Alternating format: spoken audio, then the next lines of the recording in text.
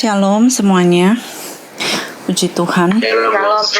Shalom Ibu. Ya, kita ketemu lagi untuk berbicara mengenai the mind of Christ. Sebagai orang kerajaan,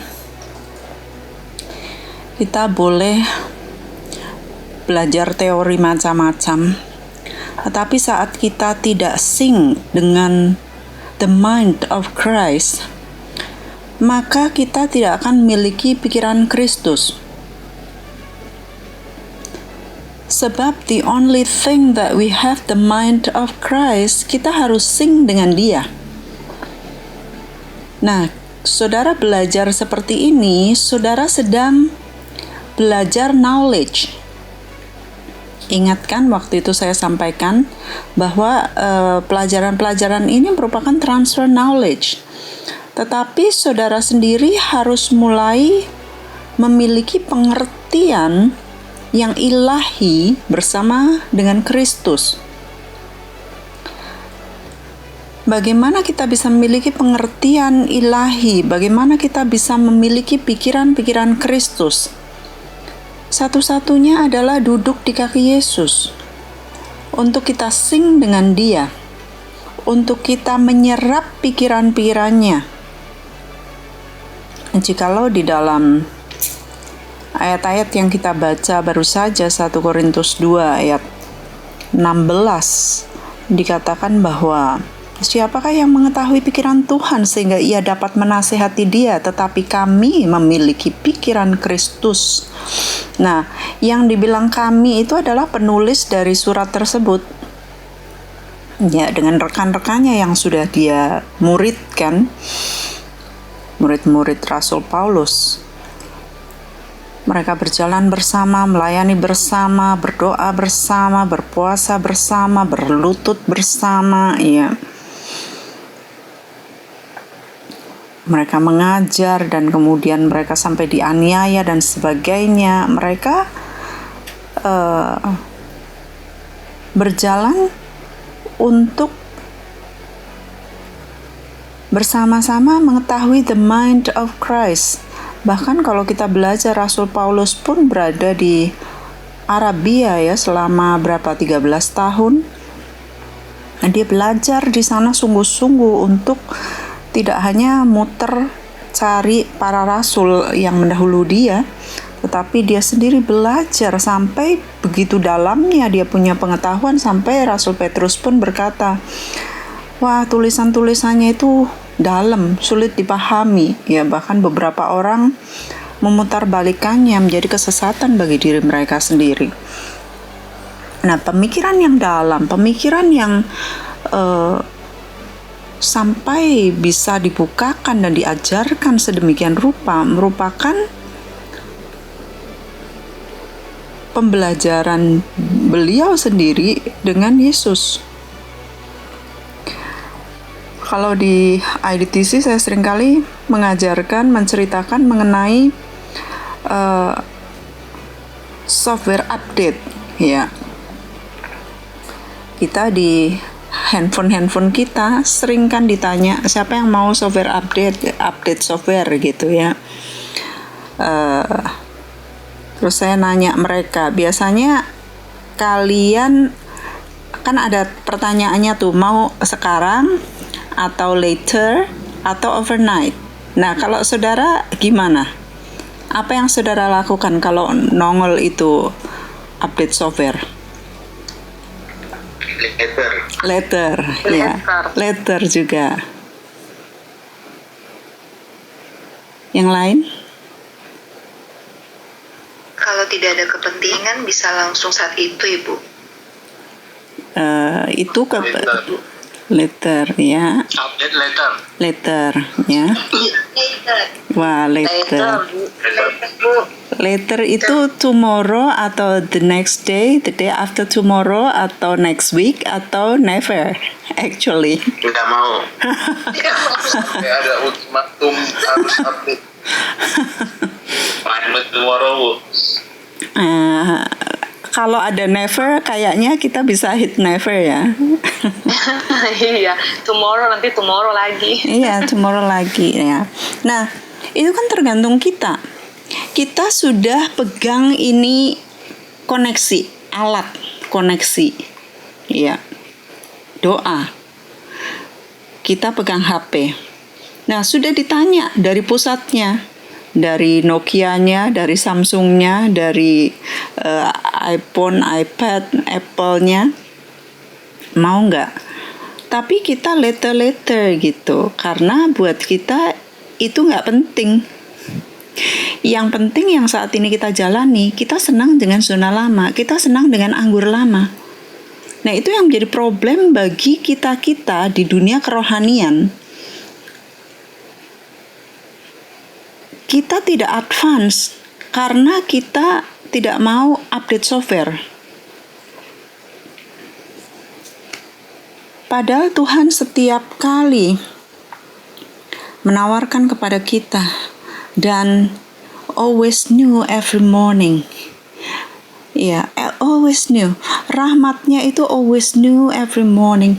Nah, kalau kita mengerti bahwa Dia memberikan fresh manna every day, Dia mau supaya kita jumputin setiap hari kita masing-masing. Dan gak pakai mana kemarin, karena yang kemarin sudah berulat. Kalau kita tahu bahwa ada fresh manna every day, Tuhan mau supaya kita ini datang dan ngambil mana itu, supaya untuk our daily bread, bahkan doa yang diminta Tuhan untuk kita belajar adalah give us this day our daily bread. Kalau daily itu fresh ya. Nah, itulah saatnya kita sing with the mind of Christ. Nah, kalau kita reject and we say later, padahal untuk synchronize itu butuh waktu kan? Kenapa kita nggak mau update software? Karena itu takes time. Betul nggak? Right? Takes time. Nah, sama. Kenapa kita ini untuk sync dengan Tuhan, untuk mencapai pikiran Kristus, kita itu sulit. Karena it takes time. Takes time. Wah, doa 10 menit kok kayak belum tembus. Tambah 5 menit lagi sudah gelisah. Tambah lagi, aduh, pekerjaan saya banyak.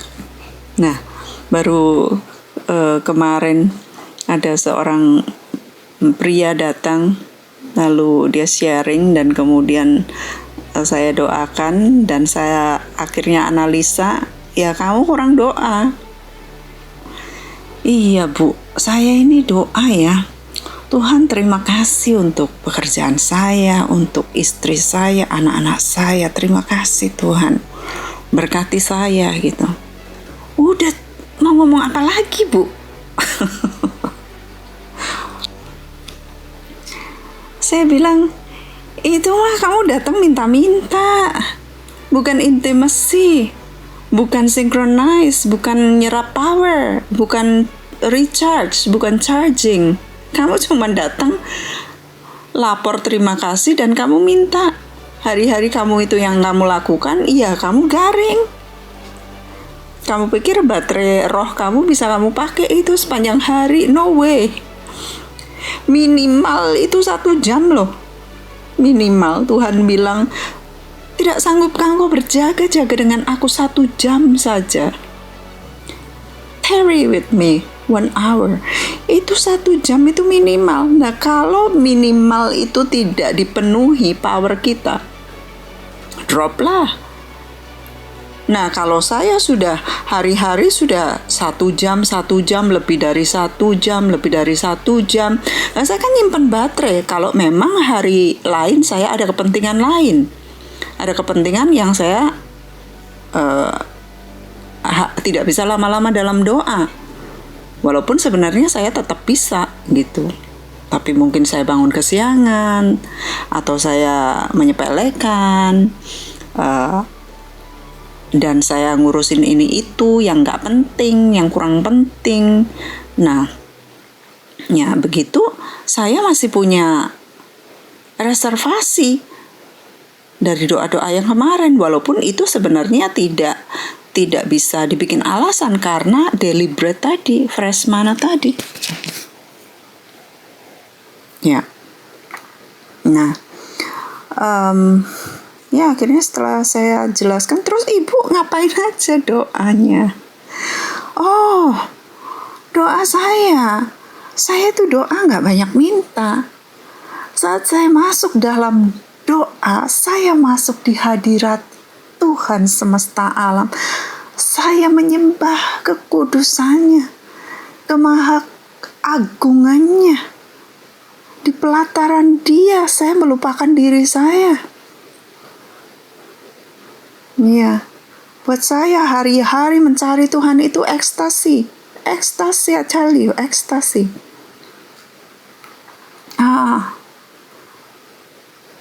So sacred, so holy. Ya. Jadi disitulah, apalagi saya sebagai orang yang Tuhan harapkan untuk ngasih makan orang banyak. Kalau tadi saudara dapat surat kemarin tentang kolam ikan, apalagi saya dinantikan banyak ikan. Saya harus kasih makan. Bagaimana saya bisa kasih makan kalau saya nggak langsung nyerap, sync dengan the mind of Christ? Tulisan-tulisan saya akan garing kalau saya cuma comot sana sini. Makanan-makanan yang sudah bahasa Jawanya wayu. Wayu itu udah makanan diangetin kemarin-kemarin. Makanannya orang lain. No. Saya tidak meniru kutipan atau tulisan orang lain kemudian saya bagikan kepada ikan-ikan yang Tuhan titipkan di kolam saya, di kolam Tuhan. Ya. Jadi kita harus sing dengan sorga sehingga we can get the mind of Christ. Kolose 1:10 ayat 12 tadi, kami meminta supaya kamu menerima segala. Kalau dibilang menerima segala hikmat dan pengertian yang benar untuk mengetahui kehendak Tuhan dengan sempurna. Hikmat dan pengertian datangnya dari siapa? Hanya dari Tuhan. Saya selalu tidak percaya sama orang yang pinter ngomong tapi gak suka doa. Gak mungkin. Gak ada itu. Hikmat itu hanya datang dari Tuhan. Hikmat itu hanya datang dari doa. Kalau dari tulisan orang lain, kita comot sana sini, tetapi tidak menjadi pelaku, itu sangat beda sekali. Barulah yang dikatakan kita ini mengetahui kehendak Tuhan dengan sempurna.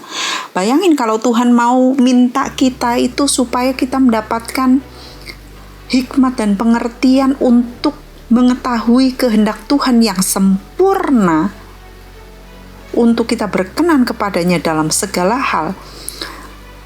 Kita ngomong sempurna, jauh sekali dari kesempurnaan. Jauh sekali. Kalau kita tidak bertekun di dalam Dia, kita tidak bergantung sepenuhnya kepada Dia, itu jauh sekali untuk kita ngomong sampai kepada kesempurnaan. But God's demand, His ultimate standard and demand is actually perfection. Kesempurnaan.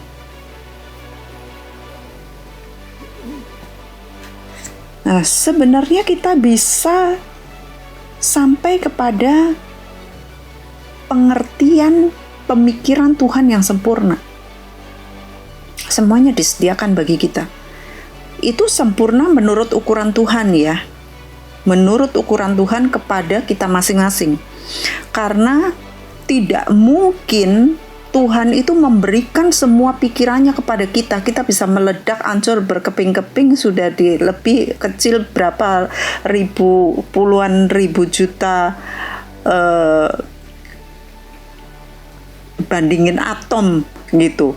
Kita sudah blow up benar-benar gitu kalau kita itu sampai mengetahui pikiran Tuhan semuanya. Nggak mungkin, sebab the saints yang sudah mendahului kita aja belajar tentang Tuhan aja sampai ribuan tahun aja belum selesai gitu. Di kehidupan nanti yang akan datang, di kehidupan yang baru nanti kita akan belajar itu the mind of Christ, in the fullness mind of Christ. Itu akan banyak sekali yang akan kita pelajari.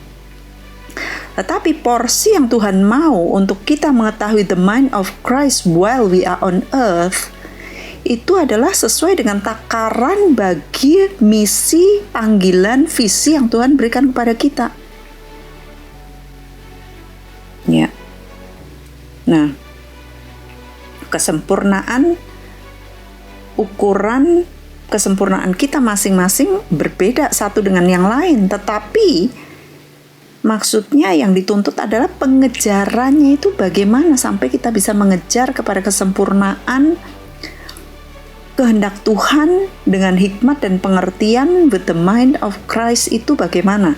Nah, itu diberikan kepada kita, ditanggungkan kepada kita untuk kita mencapainya, supaya di sini dikatakan supaya hidupmu layak di hadapannya serta berkenan kepadanya dalam segala hal, dan kamu memberi buah dalam segala pekerjaan yang baik. Jadi kita sampai menghasilkan buah dan bertumbuh dalam pengetahuan yang benar tentang Dia. Ini ayat 3 ayat ini sangat-sangat full untuk kita belajar the mind of Christ. Ya. Sabar menanggung segala sesuatu, tekun, kita juga dikuatkan oleh kekuatan dan kekuasaan kemuliaannya, ngucap syukur. Dan ya, kita akan lihat bagaimana saudara bisa bertumbuh di dalam pikiran-pikiran Kristus, dan goalnya adalah supaya kita dilayakkan mendapatkan bagian di dalam kerajaan terang. Demikian ulasan dari saya mengenai the mind of Christ.